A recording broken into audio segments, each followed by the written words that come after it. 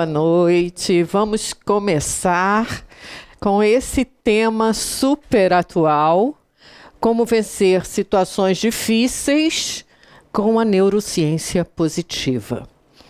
Situações difíceis, acho que não precisa explicar, né? O que é, né?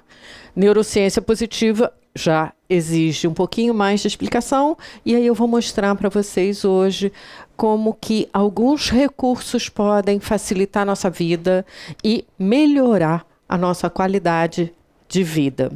Muito prazer, sejam bem-vindos. Vamos começar. Meu nome é Miriam Gold, eu sou professora, sou psicanalista e sou coach.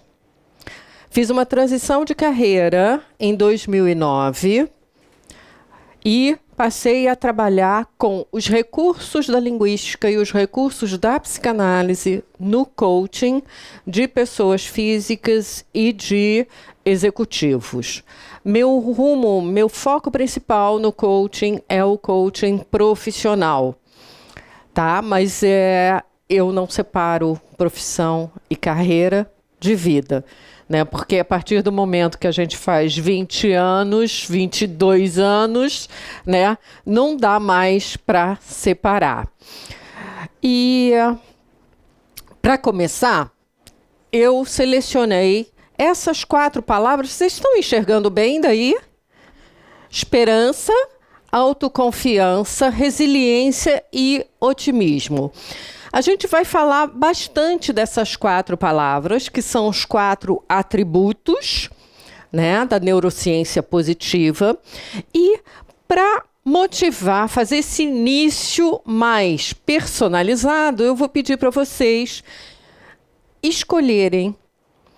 Não estou ainda mostrando o conceito, a definição de cada uma delas. A partir do que a gente conhece de senso comum, eu quero pedir para vocês escolherem uma delas como sendo aquela que vocês reconhecem como a força mais interessante, mais forte, mais vibrante dentro de vocês e que vocês usam para superar dificuldades, para criar situações positivas, de qualidade na vida de vocês. Não precisa falar. Não precisa falar. Depois, no final, se vocês quiserem, podem falar, tá? Agora, por enquanto, é muito mais na base da sensação, da impressão, da percepção.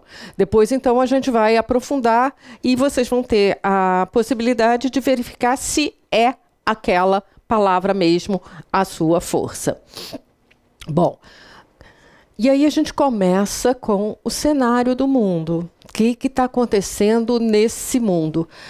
Vocês acham que as pessoas estão mais felizes agora? O que vocês acham? Qual é a percepção de vocês? As pessoas estão vivendo... Porque nós temos recursos maravilhosos, né? Geladeira é uma coisa maravilhosa, né? Pelo menos aqui nesse nosso país tropical. Será que as pessoas estão mais felizes? A percepção de vocês no mundo de agora, contemporâneo, vocês acham que as pessoas estão radiantes, felizes? Pois é, também não é a minha percepção. A minha percepção e também os estudos, os artigos que eu leio, é que as pessoas estão ficando muito tristes. Existe até a nova palavra, desalentados. Desalentados, é nova palavra? Para mim, olha, já conheço há muito tempo, mas ok. A Sônia está dizendo que é uma palavra, então, que já está entrando no vocabulário comum. E realmente, e por que isso está acontecendo? A gente tem, primeiro, um cenário de um grande avanço tecnológico. Mas isso não é bom?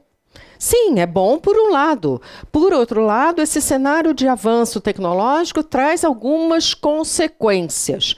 Uma bem direta na vida das pessoas é que todos são amigos pelo Facebook, todos são amigos pelo Instagram e muitas vezes o que eu ouço é: faltam pessoas para a gente conversar, dialogar, se sentir apoiada por elas. No mundo corporativo, no mundo das empresas, esse avanço tecnológico, ele também tem um impacto enorme, né? Porque muitas pessoas estão sendo desligadas porque faziam processos operacionais e o que se requer hoje, as pessoas que têm mais empregabilidade, palavra também importante hoje em dia, são as pessoas que conseguem usar os recursos humanos, ou seja, a capacidade de relacionamento, de inteligência social, de criatividade e de abertura à inovação. Então, esses avanços todos da tecnologia têm impacto direto na nossa vida pessoal e impacto direto também na vida profissional por conta das mudanças do mundo corporativo. Nós também estamos vivendo mudanças culturais intensas, né? A questão da mulher que cada vez mais, né, entra em pauta com relação à igualdade salarial, a questão das diferenças, olha o impacto que isso dá nas famílias, né? Quando os filhos não são aquilo que os pais desejavam que fossem. Eu estou falando aqui completamente isenta de julgamento, mas essa é uma realidade que tem acontecido muito. As pessoas têm mais opção para serem o que quiserem e, com isso, né, geram impactos de receptividade ou rejeição, né? Então, esses avanços culturais e sociais estão marcando muito a nossa época. Tudo isso gera um cenário de incerteza, de caos, de mudança. Quando a gente fala em incerteza, caos, mudança, automaticamente o nosso senso como seres humanos é de, instabilidade, né? Então, esse cenário de incerteza, de caos, de acaso, é o que é chamado, hoje em dia, não sei se vocês conhecem essa expressão, mundo VUCA. Essas letras estão em inglês, em português chama mundo VICA, que significa volátil, incerto, complexo e ambíguo. Essa é uma expressão que surgiu no final dos anos 90 e está muito usada para análise da situação contemporânea, que é um mundo 4.0, com essas transformações todas. E o que é esse mundo 4.0? Volátil. Volatilidade significa mudanças muito rápidas. Então, eu tenho uma volatilidade enorme nos processos hoje em dia. Tudo acontece muito rápido e a gente tem que acompanhar. E as empresas também têm que acompanhar. O mundo está incerto. Porque, como tudo acontece muito rápido, né, não dá para fazer um planejamento para daqui a 10 anos. Então, planejamento estratégico das empresas que antes se reuniam para fazer esse desenvolvimento do que ia ser observado daqui a 10 anos, isso não existe mais, né? O que a gente pode fazer é pensar também na nossa vida. E na nossa vida também não dá mais para fazer aquele plano de carreira enorme, dizendo eu vou começar nessa empresa, vou continuar nessa empresa, vou me aposentar nessa empresa. Isso não rola mais. Então, plano de carreira é algo que não mais acontece. O que pode acontecer, deve acontecer, é a gestão de cada um em cima da sua própria carreira. O que é completamente diferente, tema para outro bate-papo, outro momento. Além disso, a gente tem uma complexidade muito grande. Tudo acontece de uma forma super conectada. Então, eu tenho uma descoberta que acontece na Tailândia e essa descoberta rapidamente atravessa os oceanos e chega até nós na mesma hora. A gente acessa isso na mesma hora. Essa interconectividade que também gera, meu Deus do céu, como é que eu vou me programar se algo pode mudar amanhã?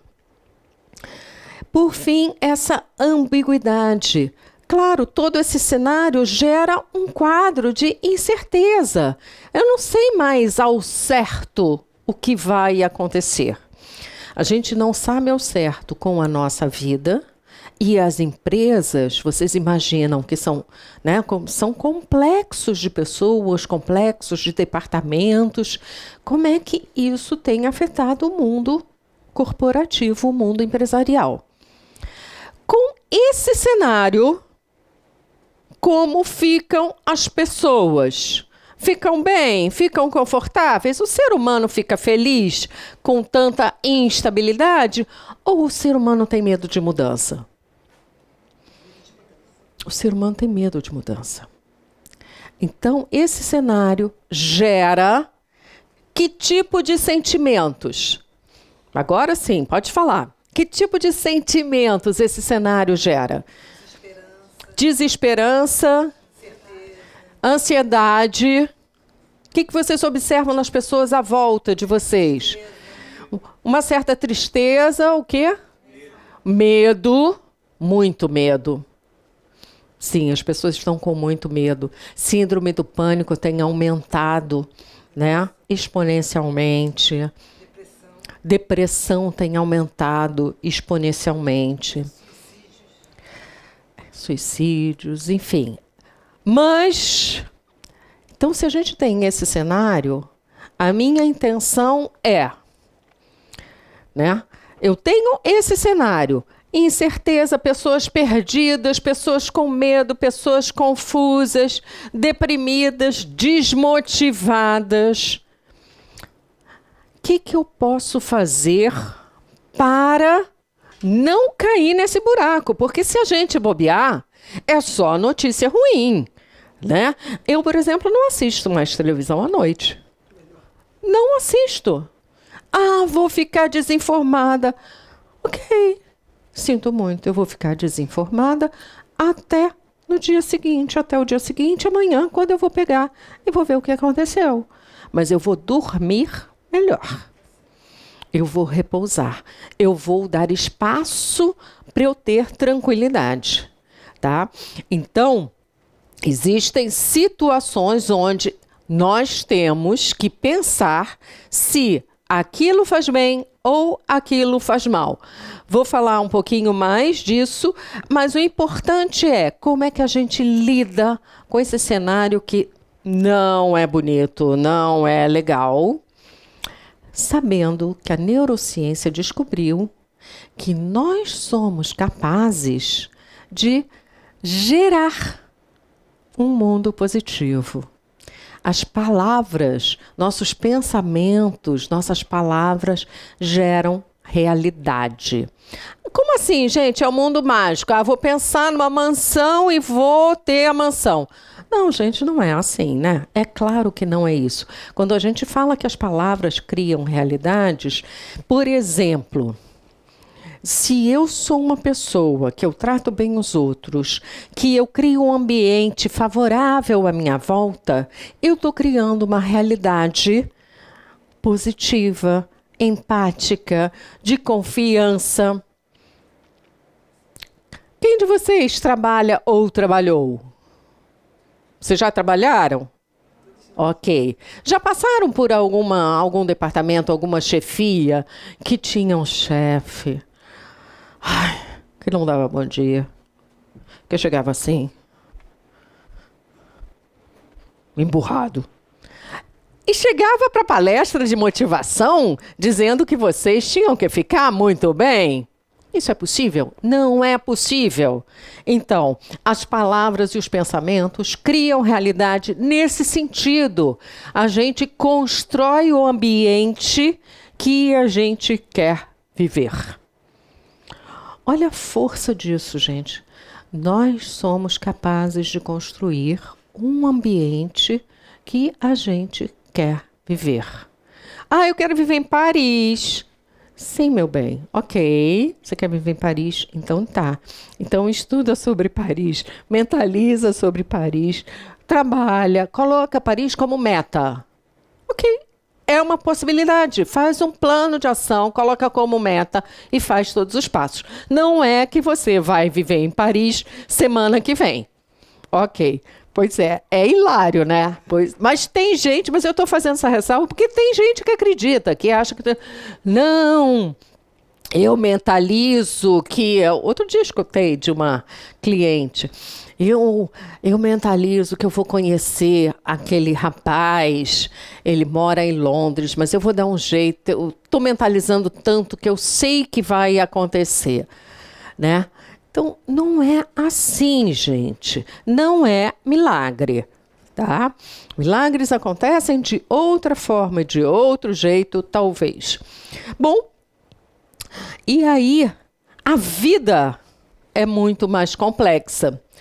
E não sei se dá para vocês lerem, mas o que eu coloquei aqui é como explicamos a nós mesmos o que está acontecendo. Se eu olho com um olhar apreciativo, positivo, né, eu tenho um retorno também positivo. Vou falar um pouquinho mais disso já já.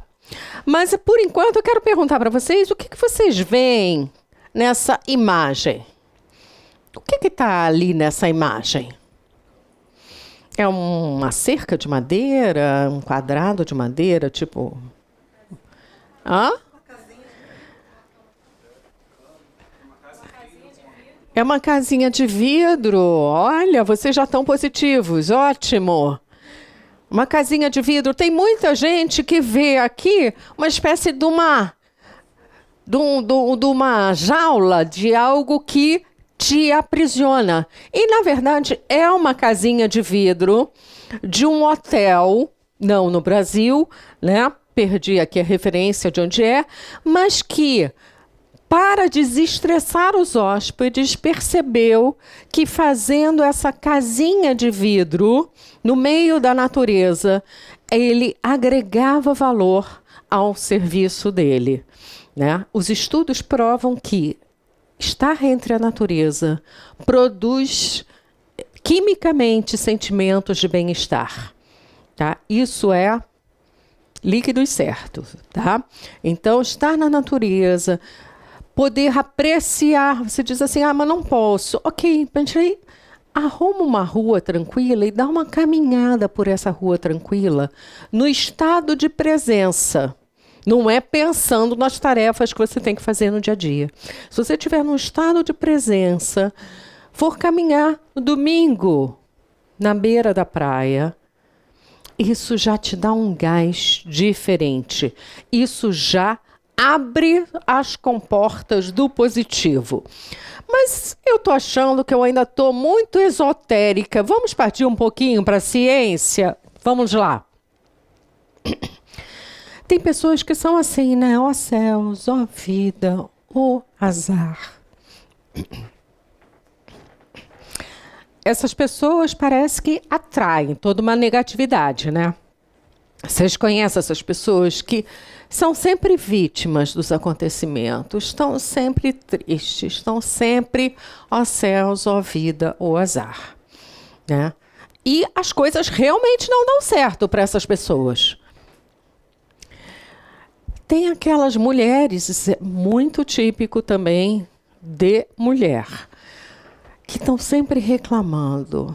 Eu tenho o dedo podre. Já ouviram isso? Escolhem os namorados sempre errados, né? Eu tenho o dedo podre, minha vida é infeliz. Eu tenho que cuidar da casa, dos filhos, de não sei o que, de não sei o que lá. Então, as pessoas geram essa infelicidade. Uma coisa que a gente ouve nas empresas e que, graças a Deus, está mudando. Não consigo ensinar um truque novo a um cachorro velho, a uma pessoa velha. Mentira, cientificamente, todo mundo é capaz de aprender qualquer coisa nova até a idade que for. Isso é científico. Tem também esse recurso. As mulheres não são boas em matemática. Antigamente falavam que você ia para uma turma de engenharia, tinha 50 homens e uma mulher. Tudo isso são o quê? crenças. Crenças que geram realidades. E para fazer exercício, então? Não, eu não tenho tempo para fazer exercício. Não dá, eu trabalho muito, eu não vou conseguir. Ele consegue fazer exercício porque ele começou aos 5 anos. Ou então ele consegue fazer exercício porque os pais dele bancam as despesas dele. Esses recursos, essas pessoas que criam essas palavras, essas frases, criam para si ambientes onde elas vão ficar submergidas, entrar dentro de um universo nublado, de um universo negativo. Esse John Milton foi um escritor, poeta inglês, século XVII, 1600 e alguma coisa. E ele disse, a mente é um lugar em si mesma. Ela pode fazer do céu um inferno e do inferno um céu. Interessante, isso ele falou sem base científica nenhuma, era um poeta, mas ele, com a percepção de poeta, em 1600 e alguma coisa, já falou isso, que nós somos capazes, com a nossa mente, de transformar a realidade. E aí eu posso mudar as frases e dizer, meu destino é ser protagonista da minha felicidade. Eu posso dizer, a neuroplasticidade prova que podemos aprender sempre, e isso é verdade. Neuroplasticidade, para quem não conhece o termo, é a capacidade dos neurônios fazerem novas conexões. É como se assim, você tem um filete de água que caminha sempre dentro, né, de uma terra que já criou o seu riozinho, né? O seu filete vai passando pelo mesmo momento. E antigamente se achava que os neurônios ficavam estáticos. Você criava aquele caminho e não conseguia criar mais. Os neurônios, inclusive, iam morrendo a partir dos 35 anos. Bom, nada disso se comprova como verdade. O que se comprova como verdade é que nosso cérebro está em atividade constante e nós somos capazes de criar novos caminhos para a nossa vida, para os nossos sentimentos, inclusive. As mulheres podem ser ótimas em matemática e eu posso começar a treinar, a caminhar, a correr, a fazer o que eu quiser em qualquer idade da minha vida. A gente não pode prever o futuro como bola de cristal, mas a gente pode criar. Como? Mudando nossos hábitos.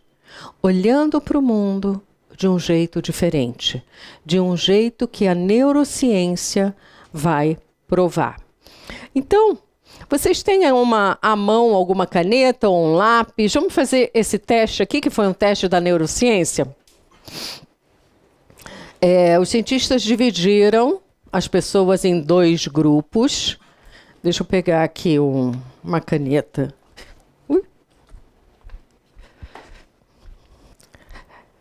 Dividiram em 2 grupos. E aí, nós vamos fazer o mesmo que os cientistas fizeram. Eles pediram para um grupo prender a caneta nos lábios, aquela imagem de cima, caneta ou lápis.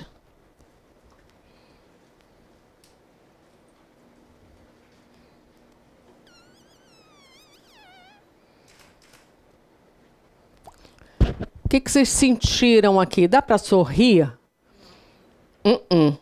Não dá não, né? E agora a gente vai prender do jeito de baixo, com o dente.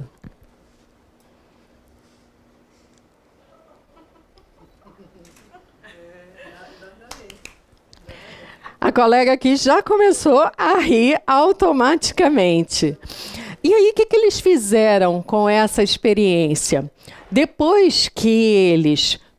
O grupo ficou, vamos, sei lá, 5 minutos, 10 minutos, não sei exatamente o tempo, com o rosto fechado. O outro ficou com o sorriso aberto.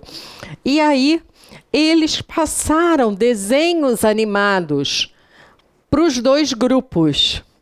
As pessoas que tinham ficado com a caneta fechando a expressão acharam um tédio. Não acharam nada divertido.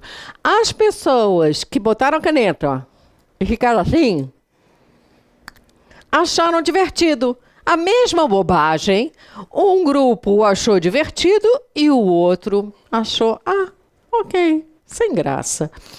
Então, o que isso nos diz? Nos diz que a expressão que a gente usa, e isso é super importante, a expressão que a gente usa no nosso rosto, daqui a pouco eu vou mostrar no corpo também, induz o corpo a produzir hormônios de felicidade, expansão ou de tristeza e depressão. Então, aquilo que a gente já ouviu, acorda, vai para o espelho e diz, bom dia! Vale a pena fazer. É bobagem? É bobagem, mas funciona. Pode melhorar a minha vida? Posso testar fazer isso uma semana e ver se funciona? Ok, testa, vê. Né? Uma vez eu tive uma cliente, uma mocinha, que estava ficando obesa porque queria passar no vestibular e não conseguia. E vestibular de medicina. E aí, ela era de Mato Grosso, nem era aqui do Rio. E aí eu falei para ela, escuta, você tem como caminhar de manhã? Tenho, eu moro aqui num condomínio, dá para caminhar, né, um pouco. Falei, ai, que legal. Você pode caminhar 10 minutos, né, na primeira semana? Pode? Você topa fazer essa experiência? Topo. Mas e se chover? Ou seja, já colocou um obstáculo. Ok, isso é normal. Se chover, ok. Você tem guarda-chuva? Tenho guarda-chuva, tem capa. Você pode andar de guarda-chuva e de capa? Posso, né? Qual é o problema? Né? Eu perguntei, ela falou, um mico, né? Ok, claro, é um mico. O que é mais importante? É pagar esse mico ou começar a mudar seu hábito para você passar no vestibular de medicina, que é a terceira vez que você está tentando passar no vestibular? Ok, então paga o mico. É isso que a gente tem que fazer. Enfrentar os nossos micos internos para a gente conquistar aquilo que a gente deseja. Continuando, então, outros testes. Quando a face expressa alegria, nós produzimos o hormônio que ajuda a lidar com as coisas com alegria. Essa semana aconteceu uma coisa curiosa no meu prédio. Quem mora em prédio sabe que tem porteiro, a maioria, pelo menos, tem porteiro, né? Eu tinha um porteiro no meu prédio já há muito tempo, que era porteiro-chefe, essa coisa toda. Muito sério, muito na dele. Muito na dele. Ele se aposentou, né? E entrou um novo. O José. Um era o João, o outro era o José, né? E entrou um novo José, barrigudo, problema no joelho. Eu falei, ai meu Deus, isso não vai dar certo. Bem, o José, toda vez que a gente descia, chegava, oi, dona Miriam. Oi, José. Gente, gera um outro ambiente. É impressionante. E não tem a ver com eficácia ou eficiência de cada um deles. Estou falando só de ambiente, de energia positiva, de estar agradável. Era agradável sair do prédio e dizer, bom dia, José. Oi, dona Miriam, tudo bem? Né? Então, tudo isso gera um ambiente positivo. Por outro lado, a neurociência comprova que a postura do corpo também vai ser importante. Então, pessoas assim, eu fiz yoga há um tempo. Esse local aqui é de um chakra do afeto. Então, as pessoas que andam assim estão com afeto fechado, né? E o incrível é o quanto a gente não está percebendo que nós estamos automaticamente criando uma postura que vai gerar um sentimento de tristeza e depressão. A gente anda assim. Tá aqui a prova. A gente anda assim. Ninguém pega o celular para fazer assim, só para tirar foto, selfie, né? Você olha o celular assim. Olha as influências culturais como vão entrando e alterando o nosso equilíbrio normal. Por outro lado, a gente vai ter que experimentar isso. Pena que o pessoal de casa não vai participar. Todo mundo levantando, por favor, please.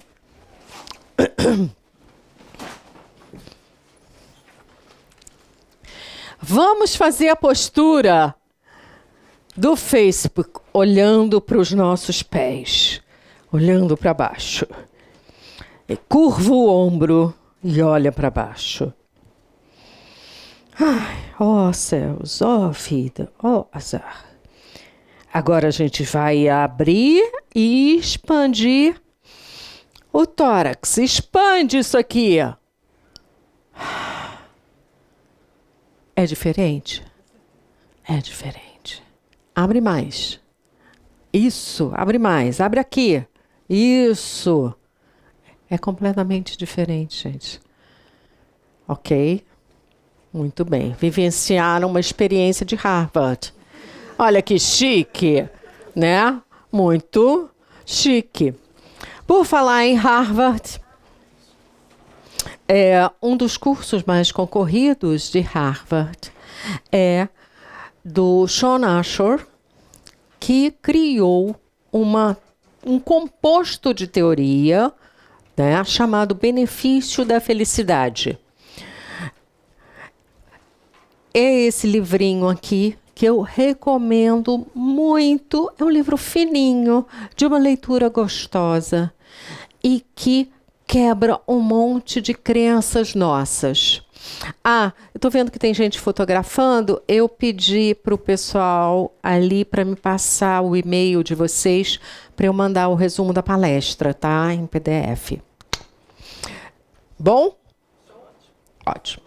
Então, o Sean Ashore, ele entrou em Harvard muito jovem, né? E começou a fazer pesquisas e observar coisas lá. Esse livro é resultado de uma série de observações dele e de uma série de pesquisas anteriores também. Tá? Então, eu estou fazendo questão de mostrar que, olha, em 2010, ele publicou esse livro, né, resultado de uma pesquisa que ele mesmo fez, mas ele não foi o único, ele bebeu na fonte de várias pessoas, tá? E o que o Sean Ashore decididamente concluiu? Porque os vários outros que a gente vai ver já, eles fizeram estudos científicos. Esse cara aqui, como era mais extrovertido, ele resolveu, e ele arriscou mais, ele mostrou que todo mundo tem a crença de que o sucesso vai trazer felicidade. Não é esse o nosso senso comum, né? Eu vou ter sucesso e aí vou ter felicidade. Ou seja, quando eu casar com aquele cara que eu quero, ou aquela mulher que eu quero, a minha vida vai estar bem melhor do que está hoje. Quando eu conseguir aquele emprego ou aquela promoção, aí sim eu vou ser mais feliz. Esse é o senso comum. Quando eu chegar lá, no futuro, eu vou ser feliz. E aí, A grande reviravolta dessa história, dessa parada, é o seguinte: não rola assim. Não é assim. É impressionante. É esse sentimento interno de felicidade, de positividade e de bem-estar que faz com que as pessoas atinjam suas metas, seus planos, seus sonhos. Então ele pesquisou isso, porque Harvard é uma baita universidade, e ele começou a pesquisar os caras que tinham melhor nota. Será que eles eram mais felizes? E ele observou que não. Os caras que tinham melhor nota, eles ficavam brigando, competindo entre si, querendo sempre estudar. E muitas vezes se tornavam pessoas antissociais, infelizes. E quem que era feliz? E é por isso que então ele criou o benefício da felicidade, onde ele falou que quem tem um relacionamento social bacana, não no Facebook, tá? Quem sai com as pessoas, quem conversa com as pessoas, quem interage com as pessoas, quem tem sentimentos internos baseado naqueles 4 atributos, lembram? Esperança, autoconfiança, resiliência e otimismo. Quem tem aquilo internamente consegue chegar nas suas metas. Então, ele quebra esse paradigma. E olha, é um livrinho fininho, super fácil de ler. Recomendo a beça. E ele prova, isso aqui é uma citação dele, que o cérebro positivo é cerca de 30% mais produtivo. E aí ele diz ainda mais, que no mundo do trabalho, 25% do sucesso depende do seu conhecimento técnico, da sua inteligência, daquele QI antigo. E 75% vai depender de otimismo, suporte social e a maneira como você encara as situações. Se você encara como problema, aquilo vai ser um problema. Se você encara como um desafio de uma mudança ou de um aprendizado, aquilo se torna algo positivo.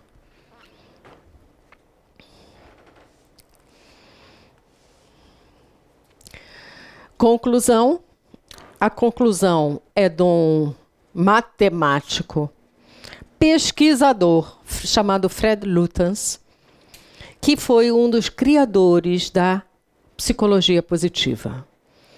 Ele diz que se a gente conseguir desenvolver, aumentar os nossos pontos fortes, nós conseguimos ter uma melhoria de desempenho. E por isso que eu botei essas datas aí, não é para ser acadêmica nem nada disso. Lembram que o livro do Osho era de 2010. O Lutyens formula essa frase em 2002. E os estudos de psicologia positiva, eles começam, na verdade, por volta de 1960, com Martin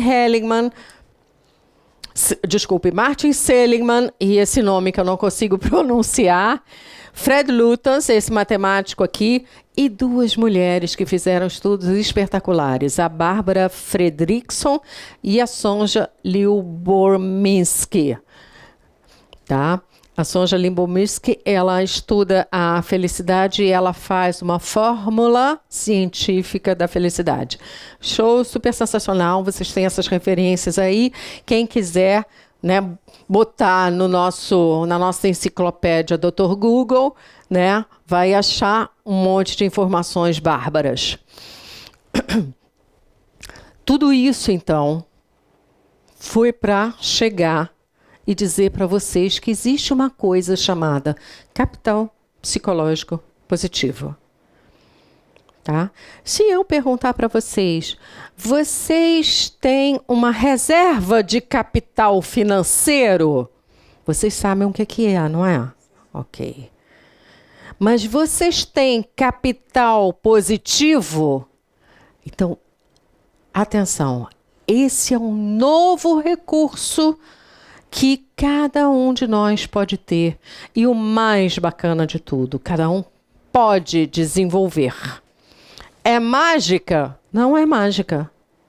Tem que trabalhar em cima, tem que mudar hábitos, tem que mudar crenças, tem que mudar frases. Então, aqui vou colocar as 3 frases. Quando a gente fala de capital psicológico positivo, a gente está falando de ciência. A gente está falando de neurociência. A gente está falando de pesquisa. A gente não está falando de carinha sorridente. Ai, o mundo está todo lindo, está tudo rosa. Não é isso, tá? Isso é bobeira. Isso não é capital psicológico positivo, tá? Então, capital psicológico positivo é uma ciência estruturada, com pesquisas e medições. O termo felicidade, que era usado quando se começou a pesquisar sobre isso, ele acabou ficando muito batido e ficou muito oba-oba, essa é a verdade. Então, o próprio Martin Seligman, ele mudou o termo felicidade para bem-estar, tá? E o bem-estar é uma combinação, então, desses recursos próprios, daqueles 4 atributos, e de um propósito. Você acordar todo dia entendendo que você está aqui por algum motivo. E de relacionamento. Então, são 3 componentes. Esses 3 componentes e mais um outro que o Sean Osher vai chamar de efeito Tetris, mas enfim, depois vocês leiam o livro.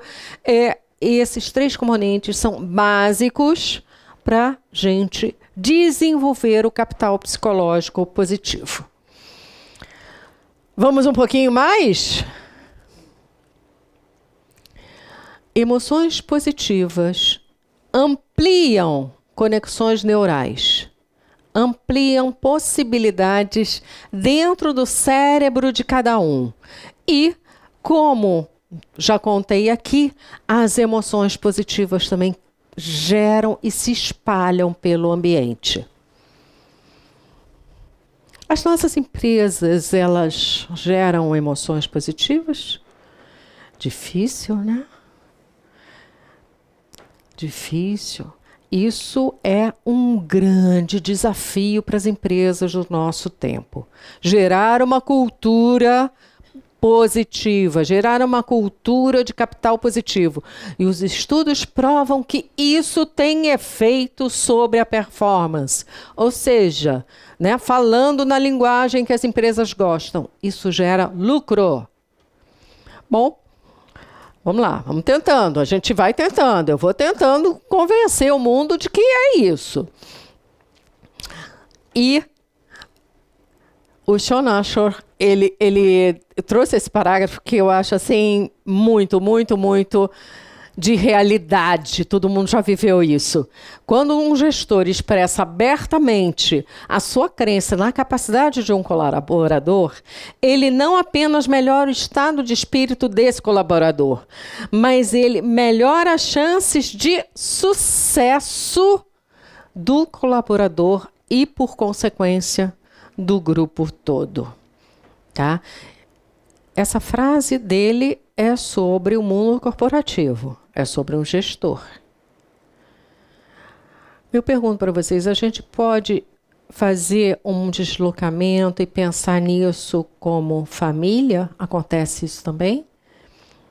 Na família, o modo como a gente passa as informações, como a gente trata os filhos, como a gente dialoga com os pais mais velhos. Sim. Sim. Então, chegamos a esses 4 atributos do capital psicológico positivo. São aquelas 4 palavras que nós vimos logo no início do nosso encontro. Esperança, autoconfiança, resiliência e otimismo.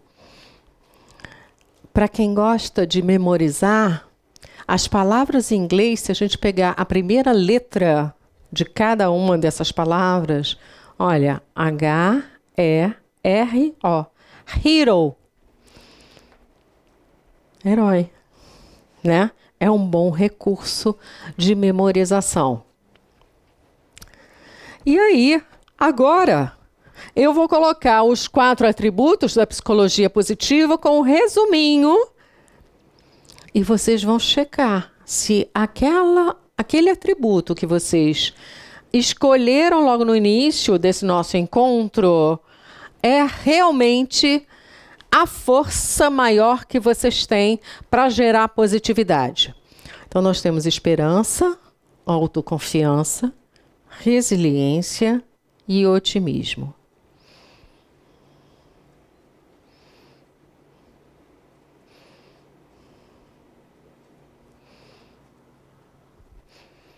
Agora vocês podem falar. Eu vou começar. O meu é otimismo. Essa é a minha maior força, de fato, né? Eu acredito que vai dar certo. Eu faço tudo para dar certo. Eu acredito que os eventos, quando não acontecem do jeito que eu gostaria que acontecessem, foi uma forma de eu aprender algo novo. Tá? Então, o otimista, ele faz isso. As coisas acontecem e quando não acontecem exatamente como ele esperava, ele utiliza aquilo como fonte de aprendizado. E vocês, quem quer falar sobre qual sua força maior? Se não quiser, não precisa. Diga. Autoconfiança. Quem mais? Não vou passar o microfone agora, não. Quem mais quer falar? Eu vou falar. Não, por enquanto não falo, não. Eu sei que você quer falar. Quem mais? Esperança. Resiliência. Que mais? Otimismo também? E você? Otimismo. Otimismo. Vocês dois. Esperança? Ok. Resiliência. Você quer falar aí? Resiliência. Resiliência. Otimismo. Alguém mais quer falar? Agora a gente vai ver a fundo essas forças. E o que a gente vai fazer com isso? A gente vai poder capitalizar mais cada uma dessas nossas forças, porque a gente vai entender melhor como elas funcionam. Então, a esperança.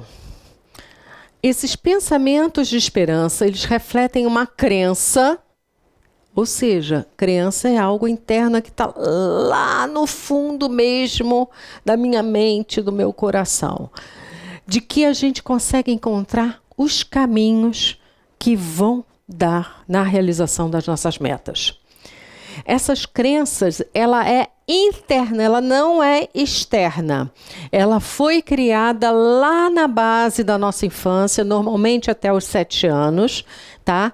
E é uma maneira de você olhar o mundo, de você achar que no final vai dar tudo certo. Vamos aprofundar a esperança? Olha só como não é um pensamento mágico.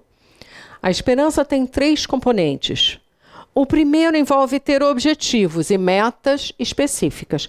Não adianta dizer que eu tenho esperança em ter um mundo melhor se eu não faço nada para isso. Não adianta dizer que eu quero melhorar o meu casamento se eu não faço nada para isso. E por aí vai. Então, eu preciso ter objetivos. Olha como aqui já se torna concreto, científico. O segundo ponto da esperança são os pensamentos para os caminhos de como chegar lá.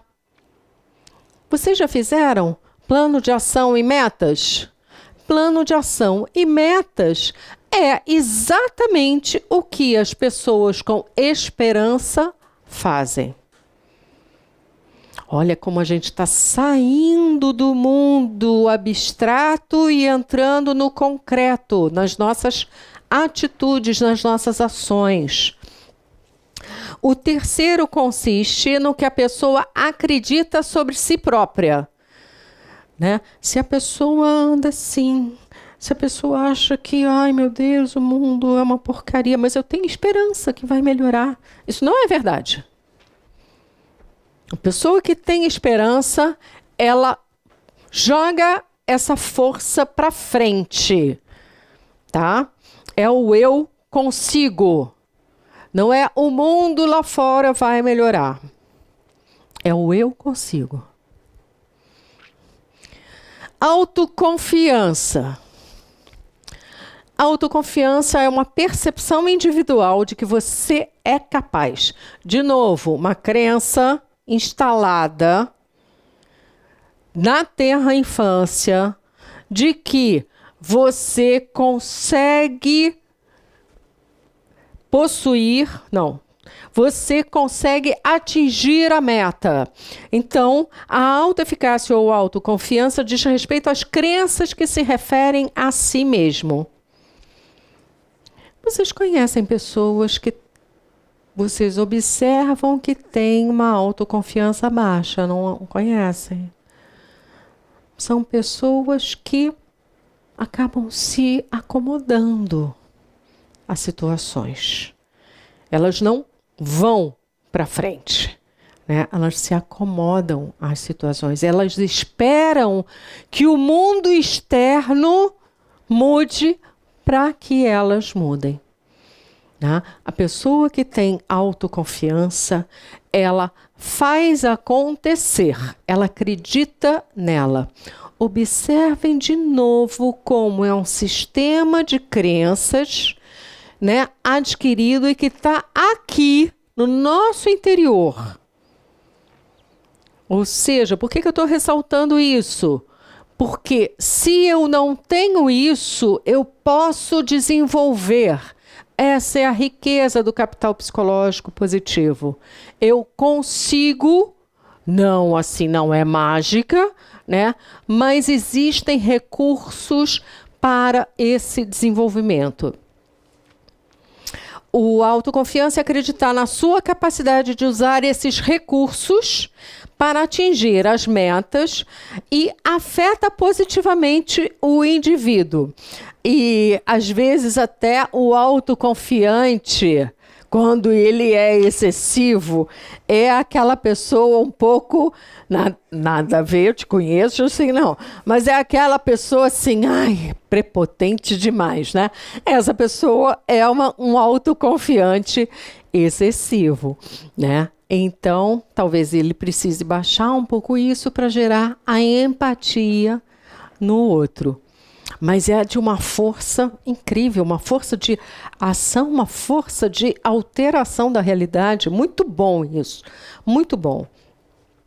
Resiliência é uma palavra que entrou na moda, né, há uns 5, talvez um pouquinho mais, né, uns 6 anos atrás, né, e que tem a ver com a imagem sempre que me vem da resiliência do bambu, né, que é aquele capaz de dançar com o vento. Ele parece frágil, mas é aquele que dança com o vento.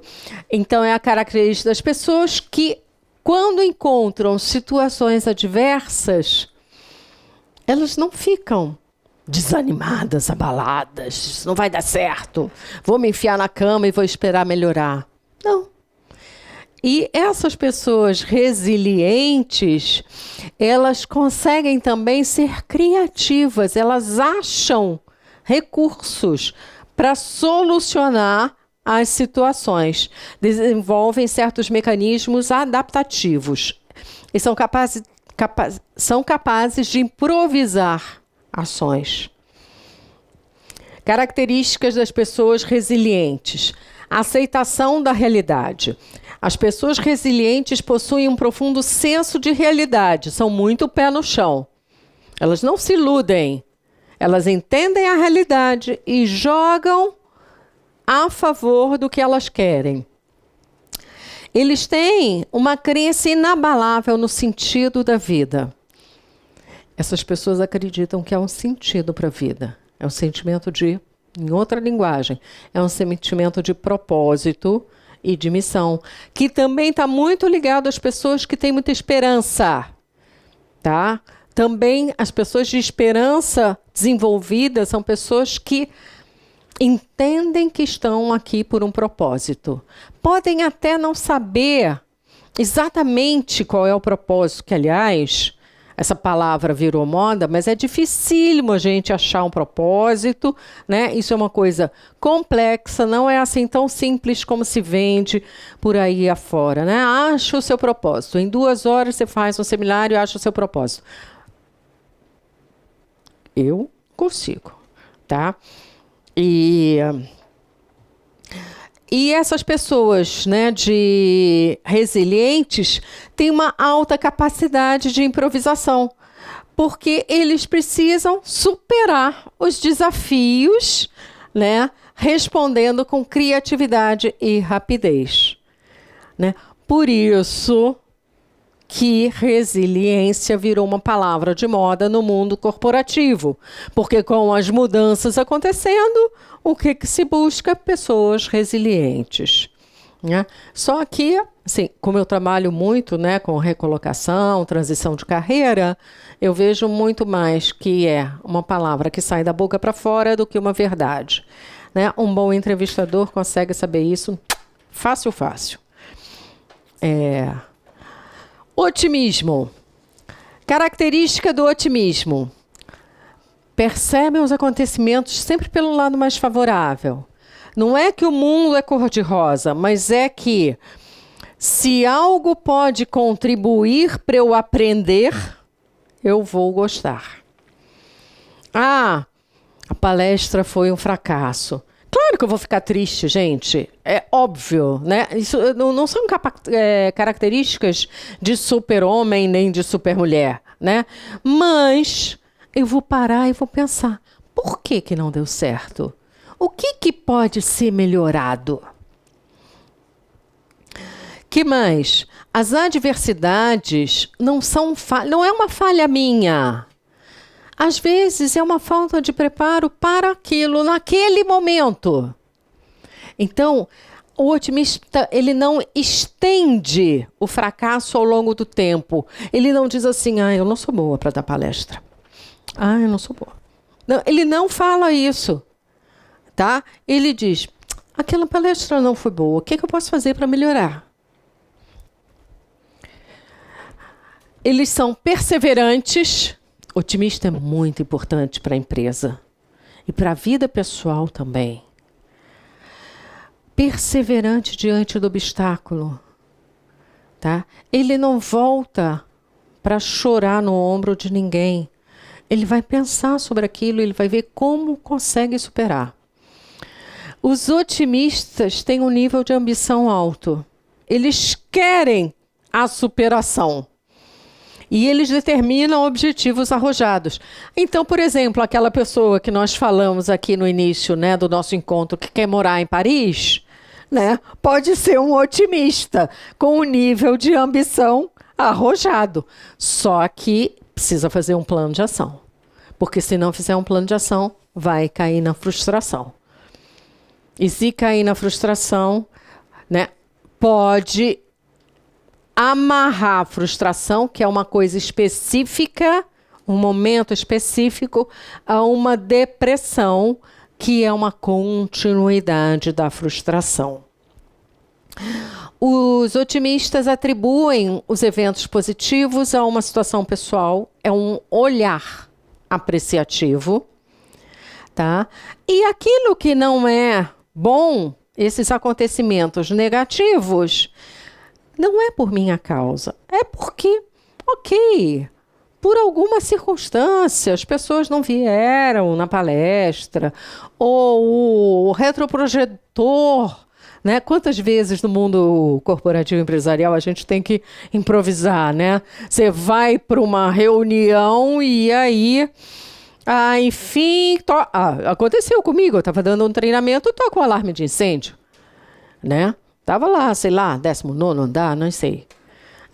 Acontece, né? Desce todo mundo, né? Então, eu não sabia, porque né, no treinamento, né, sou consultora externa, e aí todo mundo pegando a bolsa, eu digo, gente, o que que eu faço? O que que eu faço? Mira, pega a bolsa. Ok, tá bom. Então, assim, é uma circunstância da vida, né? E tem uma causa transitória. Aquilo que não dá certo, né, não é perene, é algo transitório. Algo que aconteceu naquele momento, ou seja, num outro momento vai ser diferente. Então, essas são as características do capital psicológico positivo. Quais são elas, então? Primeira, esperança pela ordem. Esperança, autoconfiança, resiliência e otimismo. E agora que a gente já falou de todas elas, vocês continuam achando que aquela que vocês escolheram é a força de vocês? Ótimo. Já pensou diferente. Isso. Ótimo. Ótimo. Claro. Claro, a gente não é máquina, né? E não tem o percentual certo, olha só, tem que ter 22,5% disso, depois mais 27% daqui. Não é assim. Vai depender das situações. Mas tem uma coisa que é interessante, é que você, como esses atributos eles podem ser treinados, então quando você conhece os atributos, pelo menos eu fiz isso com a minha vida, tá? Eu passei a ter uma nova filosofia de vida. Eu fiz isso com a minha vida. Então, o que eu estou falando aqui é ciência, mas quando eu conheci, eu fiz isso comigo. Eu mudei, tá? Enfim, então você passa a ter um novo mindset, uma nova estrutura. Vai acontecer assim? Não vai acontecer assim. Nada é mágico, né? Mas é possível. E quais são as influências disso na nossa vida? Na saúde. Primeiro de tudo, na saúde. Sem saúde a gente não é nada, certo? Na saúde. Como que, por exemplo, a esperança pode ser boa para a saúde física? Como? Alguma ideia? Eu tenho uma. Por exemplo, eu comecei a andar há poucos meses atrás. Não fazia. Fiz um pouco de atividade física, fazia yoga, mas eu não caminhava. Aliás, uma ótima indicação para vocês também, um livro chamado Milagre da Manhã, que ele gera pequenas mudanças de hábito. Tá? É um livro gostoso, não é um livro chato, pesado. E ele gera pequenas mudanças de hábito. Não lembro. Eu procurei lá em casa até para poder trazer. Não sei se emprestei para alguém. Ok. Mas é simples e ele bomba nas livrarias, é muito fácil de ser achado. O Milagre da Manhã, uma capa amarelinha.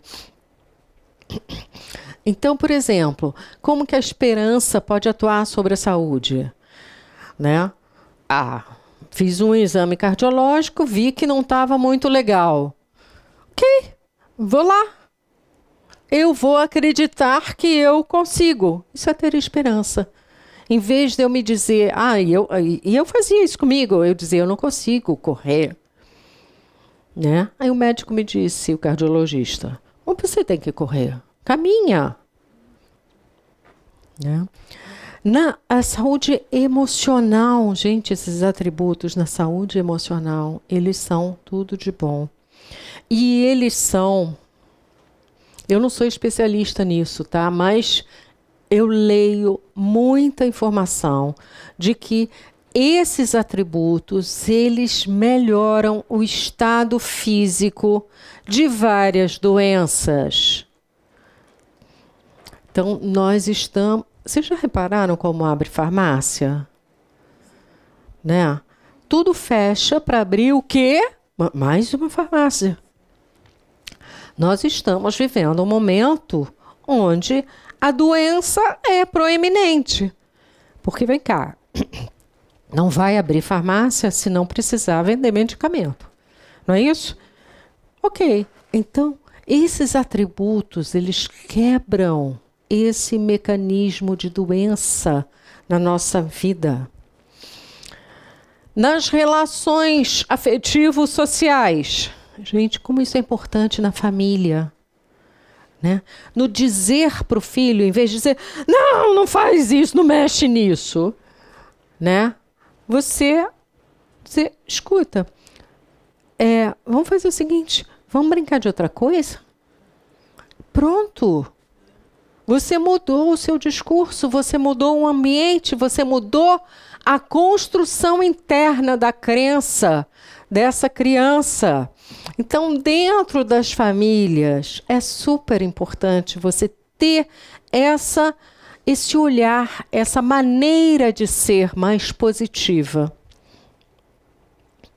Nas relações sociais, quantas pessoas se isolam das outras porque acham que não foram aceitas naquele grupo? Isso acontece nas empresas e acontece também. Você vai para uma festa e não vou ficar num canto e acho que ninguém gostou de mim, a minha roupa não estava bonita, eu não sou louro o suficiente, ou sei lá, qualquer maluquice dessas.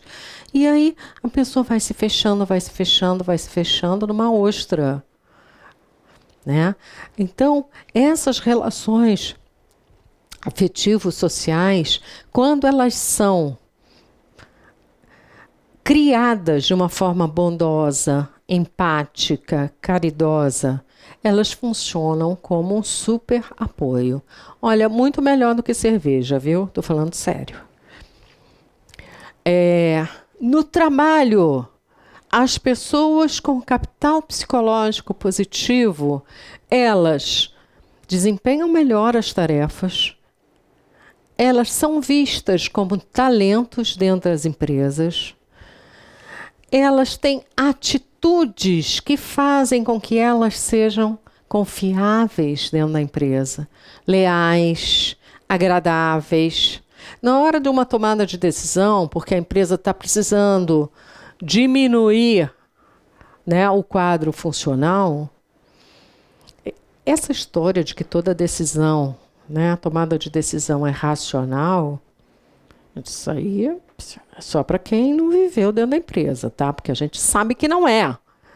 Então, a pessoa que tem esse capital psicológico positivo, até nisso ela está em vantagem. E agora uma palavra mágica, patrimônio. Opa, quem não quer ter patrimônio? Vocês sabiam que as pesquisas comprovam que as pessoas otimistas, as pessoas com resiliência, as pessoas com esperança, elas conseguem gerar um patrimônio, sim, né, melhor, elas conseguem ter uma qualidade de vida melhor. Então, são pessoas que têm maior foco e acham soluções criativas. E com isso, elas constroem aquilo que para muitos é uma palavra-chave na vida, uma construção de patrimônio. Muito bem, para finalizar, está aqui um resumo do que a gente falou. A influência na vida, na saúde, menos estresse, maior recuperação, mesmo orgânica, menos risco de diabetes e doenças cardíacas, com certeza. Nas relações afetivo-sociais, isso também é verdade. Ninguém quer ficar perto de gente mal-humorada. Ai, gente, não, sinceramente, eu não sei vocês, mas eu, assim, quando começa aquela pessoa a reclamar da vida, a falar mal dos outros, ai, que vício, isso é um vício horroroso, porque você gera um ambiente negativo ao seu redor. Porque você tem que falar mal do outro. Deixa lá o outro. Você quer ajudar o outro, você vai ajudar. Mas falar mal adianta pra quê? Né? Então, ninguém quer ficar perto de pessoas que geram esse baixo astral. Lazer. Pessoas com as qualidades, os atributos positivos buscam atividades saudáveis, reprogramam atividades. Não dá para fazer ginástica às 6 horas da tarde? Ok, acorda meia hora mais cedo, baixa um aplicativo e faz alguma atividade física. Sempre tem um jeito. No trabalho, os otimistas são mais persistentes, eles acreditam que vai dar certo, eles fazem mais planos, tá? E eles obtêm, sim, melhores resultados nas suas atividades. E o patrimônio, os otimistas são mais empreendedores, eles acreditam que vai dar certo. Na verdade, todo o capital, não é só o otimista, mas todos os atributos do capital psicológico positivo fazem com que as pessoas busquem alternativas.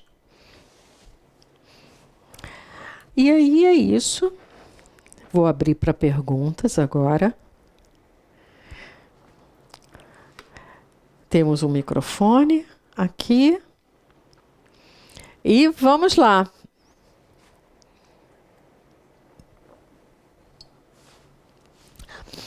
Quem quer começar a fazer alguma pergunta? Deixa eu ver que horas são. Perfeito. Quem vai começar a fazer pergunta? Passa para... Deixa eu ver se... Alô? Deixa eu ver se está aberto. Abre. Alô? Alô? Então, vamos lá. Minha pergunta vai assim, quando você citou da menina que fazia... Tá saindo som? Uhum. Que tentou 3 vezes o vestibular de medicina e não conseguiu, né? Me veio na mente, talvez, né, se eu tivesse no lugar dela, de repente, tivesse tentado algum outro curso, não sei. Mas, assim, pergunta que eu quero fazer é o seguinte: dá para estabelecer um limite entre persistência e teimosia? Dá. Ok, ótima pergunta. Ótima pergunta. E até, né, completando a resposta em cima do que você perguntou, né? Será que não era teimosia? Não, ela foi fazer outro curso, ela passou no outro curso, né? Mas realmente ela se sentiu frustrada. Então, né? E aí, eu como coach, eu não vou buscar lá no passado, porque aí não é minha tarefa, né? Buscar lá no passado por que ela resolveu fazer medicina e insiste tanto. Tá? Eu vou trabalhar com ela a meta dela. Claro que algumas perguntas eu vou colocar possibilidades, porque o coaching sempre abre perspectivas, né? Mas aquilo era importante para ela, tá? E ela passou, viu? Bacana. Agora, tem uma outra, por exemplo, um outro atendimento de uma outra pessoa que eu fiz, que não era novinha, era novinha, claro que é novinha, mas não era uma garota tentando vestibular, né? E era uma pessoa que já trabalhava, já estava bem situada no mercado de trabalho, trabalhava com cálculos, né, e benefícios. E me lembrei agora, porque ela também me procurou, porque ela ficou na dúvida. Miriam, eu sempre quis fazer medicina, acabou que não fiz, fui para outro caminho, mas eu estou bem. Né? E aí ela me procurou com essa pergunta: será que eu devo tentar medicina? E aí a gente começou um processo de coaching e foi muito lindo, porque a gente descobriu, assim, claro, a pessoa vem procurar isso porque ela está sentindo que está faltando alguma coisa na vida dela, né? Ela não está realizada, ela não não está se sentindo feliz. Isso pode acontecer aos 27, pode acontecer aos 45, né? Isso aí acontece, e acontece muito. E aí essa moça, se não me engano, tinha 27 anos, mas estava muito bem sucedida. E no processo de coaching, o que a gente descobriu? O que brilhou? E foi muito incrível isso, porque ela estava falando, e a medicina. E aí, de repente, né, a partir de alguma pergunta, não foi nenhuma ferramenta que eu usei, eu uso muito perguntas, e aí ela começou a falar do encanto que ela tem com a área de nutrição, com a comida saudável. E ela passou a ter uma luz quando ela falou daquilo. Eu falei, gente, mas que coisa, né? Medicina, mas de repente ela fala com uma alegria dessa parte de comida saudável. E aí eu comecei a perguntar, mas vem cá. Bom, moral da história. Ela, no início do ano, ela começou a faculdade de nutrição. Ela não abandonou o trabalho dela. Nós fizemos um plano de ação. Ela fez diversas pesquisas, porque, vem cá, ninguém vai se sacrificar durante 4 anos, né? Pessoa casada, está trabalhando, vai entrar numa faculdade de novo, tem um sacrifício aí, né? Para depois chegar e dizer, não, eu não vou sair do meu emprego porque eu ganho X, que é muito bom, para começar uma coisa para ganhar X dividido por 4. Né? Então, fizemos assim muitos estudos, muita pesquisa e um plano de ação consistente para que ela, quando se formar, já tenha, né, uma base de clientela. Então, ela já está no Instagram, ela já põe receitas, ela já tem um pessoal que confia nela. Legal, né? Tem histórias lindas. Quem mais quer perguntar? Miriam, como que a gente pode utilizar o otimismo com pessoas que são persuasivas, que não gostam de ser persuadidas, ou pessoas negativas?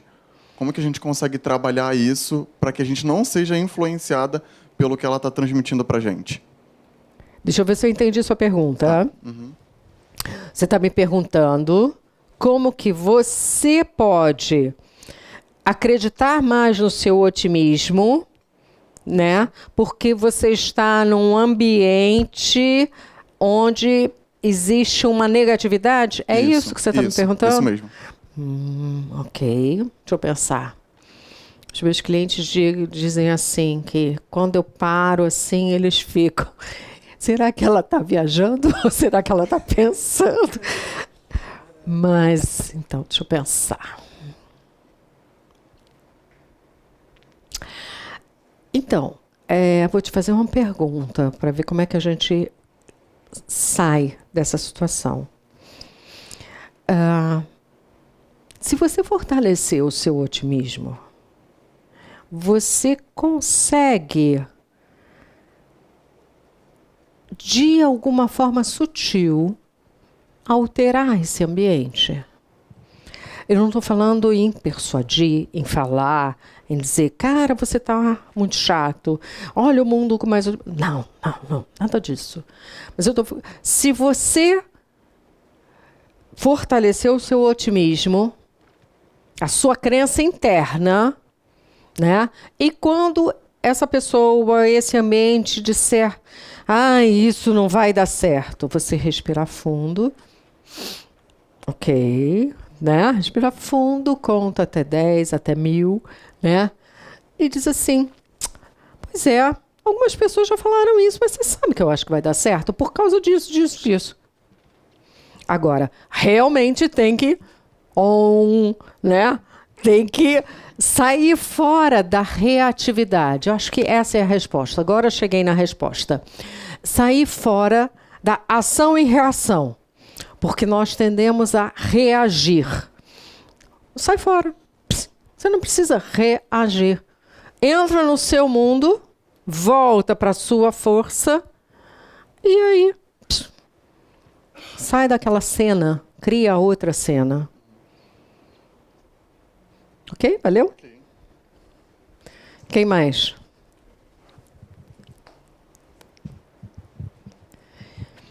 Miriam, minha pergunta é parecida com a dele. Diga. Contudo, eu sou uma pessoa bem otimista. A pessoa que é assim tende a querer mudar um pouco o ambiente onde ela passa. Caso o meu gestor mude de setor e o ambiente for assim, negativo, com pessoas, né, que pensam sempre para baixo, eu posso tentar modificar o ambiente ou não. É melhor eu continuar na minha, é melhor eu... Então, importante isso que você está perguntando, muito importante. Existe um fenômeno que vocês sabem, vocês conhecem, que é o fenômeno da empatia. Esse fenômeno é muito forte, né? O que é, resumidamente, assim, né? Rapidamente, empatia? É você se colocar no lugar do outro, né? E se solidarizar. E isso te dá, sim, uma condição de você poder ampliar perspectivas do outro. Tá? Mas essa é a única forma que, neste momento, eu estou vendo para você mudar a situação. Se for por mental, palavras, convencimento, não vai conseguir. Por quê? Porque são crenças internas, são coisas muito arraigadas. Tá? E aí, assim, os estudiosos dizem, não adianta ter um gestor mal-humorado querendo que sua equipe seja toda para cima, toda positiva. Vai ser muito difícil. O que vai acontecer, provavelmente, é que a equipe vai se reunir sem o gestor. Vai rolar alguma feijoada, um churrasco na casa de alguém e, né, o gestor vai ser comunicado na véspera, né, com as pessoas torcendo para ele não poder ir porque já tem algum compromisso. Né? Então, assim, acho que assim, a ferramenta mais poderosa que você pode usar, né, com ética será a empatia. Né? Essa possibilidade de entender por que essa outra pessoa está naquela vibe, tá? E procurar de forma muito suave mostrar que existem outras maneiras de ver o mundo. Quando eu tinha preparado a palestra, eu tinha até colocado um slide que eu acabei tirando, que é o seguinte: nós humanos temos sempre um defeito de fabricação que nós temos, que assim, a gente acha que a nossa maneira de ver o mundo é a única maneira. Então, né, como que você atua com o outro para poder ampliar as perspectivas? Né? Não é pelo mental, é pelo emocional. É pela empatia, é pela solidariedade, é pela geração de confiança, tá? É sempre por emoções, não é por mental. Outra pergunta aqui na frente. Boa noite, Miriam. Olá. Eu queria saber como é que a gente consegue trabalhar esses 4 aspectos em uma pessoa muito cética, muito pé no chão. Como é que você faz para quebrar esse vidro assim que separa a pessoa das pessoa emoções? Muito cética. Que trabalha Você muito... podia explicar um pouquinho mais o que você está chamando de pessoa cética? É uma pessoa que acredita muito nos fatos e nos resultados. Nos resultados. Estou tentando e não está dando certo. Enfim, seria isso. Fala de novo a sua pergunta. Que seria como a gente poderia trabalhar esses 4 aspectos em uma pessoa que é muito pé no chão, que ela trabalha muito em cima dos fatos, e a esses fatos fazem ela ter uma perspectiva do mundo fria e calculista. Seria assim. Tá. Então, uma coisa importante do capital psicológico positivo é que ele é um capital individual. Então, primeiro, você não vai trabalhar isso com outra pessoa, a não ser que você seja uma coach. Tá? Então, esse paradigma a gente tem que quebrar, de que a gente tem influência sobre o modo de ser do outro. Tá? Esse é outro defeito de fabricação do ser humano. A gente acha que sempre vai ter uma chavinha mágica que a gente vai conseguir mudar o outro. Não existe essa chave mágica. Tá? Então, a primeira crença que você tem que quebrar é essa, de que você vai conseguir alterar a pessoa. Você não vai conseguir. E a melhor coisa é você não querer. Cuida de você. Então, se a pessoa for eu.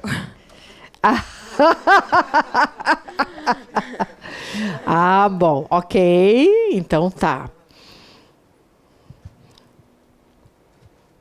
Bom, apesar de eu ser psicanalista de formação, eu não atuo há muitos anos com a psicanálise, porque eu optei por atuar com o coaching, tá?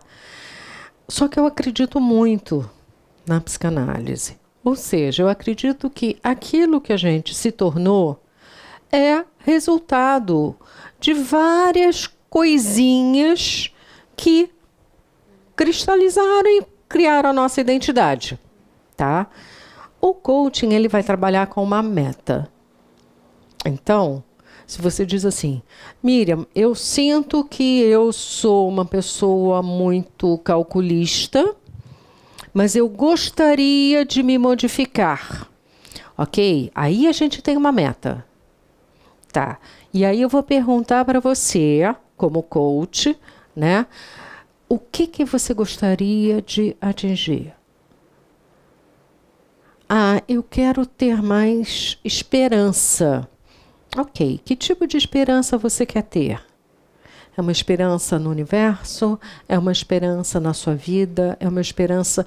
Então, a gente vai identificando para onde você quer ir. Porque, senão, não tem como, entendeu? Porque não é matemática. Porque a tua pergunta... Agora eu peguei. A tua pergunta é como se houvesse... um encaixe matemático, eu vou cumprir essa etapa, depois eu vou cumprir essa, depois eu vou cumprir essa, depois eu vou cumprir... Não rola. Porque essa identidade que foi construída a partir de uma história importante para você. E aí, um dos problemas seríssimos que a gente vê nos ditos coaches que se formam num cursinho de final de semana é achar que você vai mudar a pessoa. E isso é um perigo, porque se você desconstrói uma pessoa, ela fica sem ter o chão. Não é? Então, todo mundo tem a sua pedrinha preciosa. Se a sua pedrinha preciosa é ser calculista, você deve ser muito boa de planejamento. A gente não está falando de capital psicológico positivo, a gente falou desses atributos, mas tem outras forças. Esses são 4 atributos. Tem mais outras forças. São 24 forças. Uma delas é a organização, é o planejamento. Então, a gente pode usar essa sua força para atingir um estado... Inventei aqui uma história, né? Um estado de esperança. E por que aquela esperança pode fazer sentido para você? Porque se não fizer sentido para você, tá bom, não adianta nada. Se a coisa não fizer sentido para a pessoa, é o que é? Nada. Ok? Entendi. Obrigada. Lá atrás, uma pessoa, sim. E aí, acho que a gente pode, então, passar, né, para essa moça de óculos aí de trás. Depois você quer fazer a pergunta. E aí a gente encerra, pode ser? Eu queria aproveitar a pergunta da colega. Qual é o seu nome? Laura. Será que, a partir do momento que a Laura faz essa pergunta, né, e ela coloca como a pessoa da pergunta, a gente pode considerar que ela já está com um reboliço interno aí e já está sendo chamada a atenção para uma transformação? E será que a gente também não pode aproveitar esse momento de questionamento ou reflexão interna da Laura para dizer que a Laura tem o interesse de ajustar algumas situações que ela diz que são bem fortes, né, internamente? Então, eu vou responder a você. A impressão que eu tenho a partir da sua fala, né, e do que eu conheço, né, claro, né, e do que eu conheço, né, dos recortes que eu tenho, dos estudos, das pessoas que eu ouvi, é que essa é uma fala de um psicólogo. Ou seja, o coach não vai trabalhar com hipótese.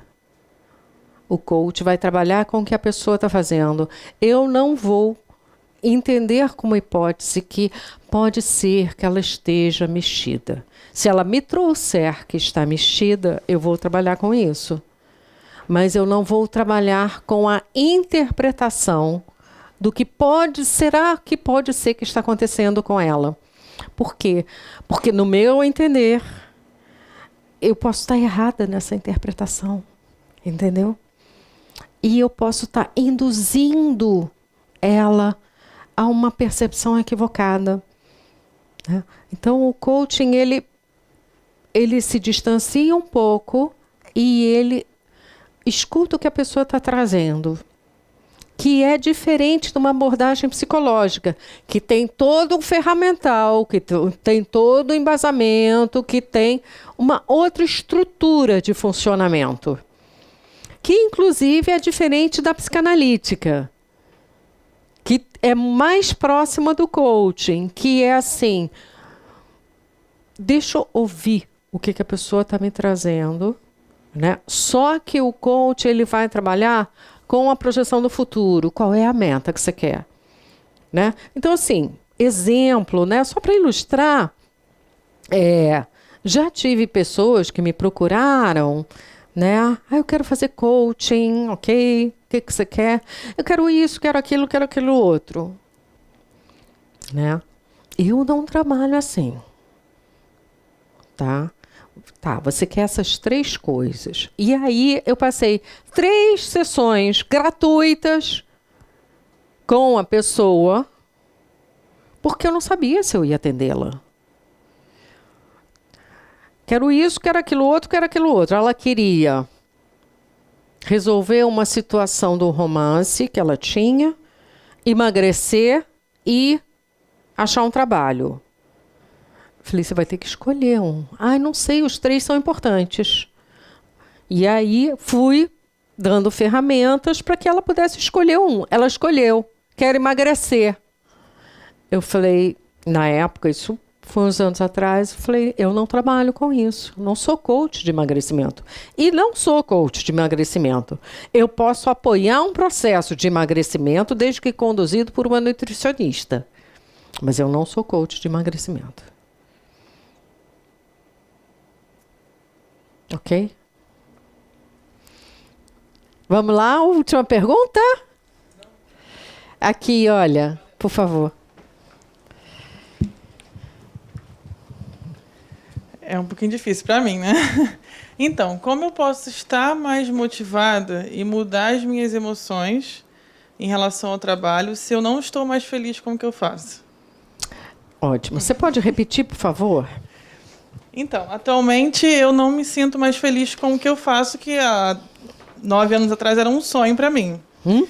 E isso é uma questão que tem me incomodado ultimamente, porque eu acordo sem vontade de fazer, a gente faz por obrigação, porque precisa trabalhar, enfim. Então, eu queria me sentir um pouco mais à vontade nesse processo, né, até eu resolver o que eu pretendo fazer futuramente, para ficar mais leve, porque é uma coisa que está se tornando pesado. Entendo. Né? É uma carga e dói corpo, porque é uma coisa difícil. E você já sabe o que você quer fazer? Então, assim, de verdade, com maior honestidade, né, o que eu acredito é que quando a pessoa souber o que vai fazer, ela vai ter mais energia interna, porque ela vai ter uma direção. Então, tudo vai começar a fazer um sentido para ela. Tá? É o que eu acredito, é o que eu vi acontecer. Tá? Já tive algumas pessoas, né? Pessoa super bem-sucedida, trabalhava na empresa que sonhou. Pá. Então, começa a pensar como que você vai, qual é a direção que você quer, porque é isso que vai te dar energia. Tá? Muito bem. Muito obrigada. Foi bom para vocês? Para mim foi ótimo.